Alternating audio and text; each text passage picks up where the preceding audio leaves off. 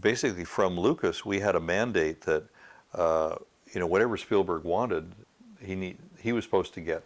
He was supposed to be right there at the front of the line too, because he was a friend of theirs. When we did Temple of Doom, optical was just packed up. That they could not do anything more. And so I remember Dennis Muren and I got together, and he said, the only way that we can't turn down Spielberg, and the only way that we can do this without optical slashing their wrists or something like that, because they have now to stay to 2 o'clock in the morning, is if we really emphasize models and try to do it as in-camera model shoots, like you would do live action.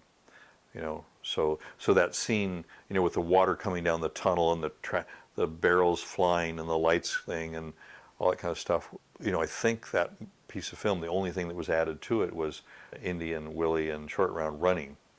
And even then there was one shot that didn't even have them in it, just an establishing shot of that, or after they'd run by. But a lot of things in that film were done like that. Yeah, Dennis came up with a great idea. Dennis Muren came up with a great idea where we knew one of the problems with water. We only built the tunnel about this round, and then by the time you put everything in it, the opening was really like that. And we used real rocks, so they were real stable, and glued them down. You have that water coming down. Water only scales down so far. It's a droplet is a droplet. You can't have a quarter-sized droplet. And the only way you can do it is by atomizing.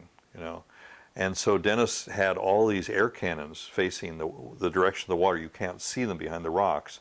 And we had these big pressure tanks, and they're all ready to go as the water's coming out. They're coming in sequence, and they shoot that. They almost try to hold that water back. They can't, obviously, but any droplet that comes out on the foreground just gets atomized back into the general water mass. And there was 2 subsequent films after that. One was called Y.O.R. the Barbarian. You're the Barbarian, and I can't remember what the other one was.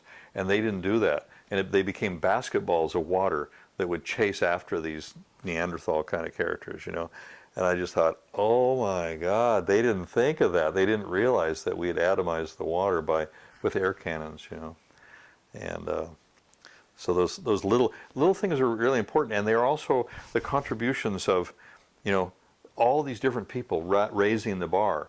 So, it was Dennis that contributed that to our model. This person contributes this to that. And it really made for kind of a joyous atmosphere, for sure, to have this accomplished.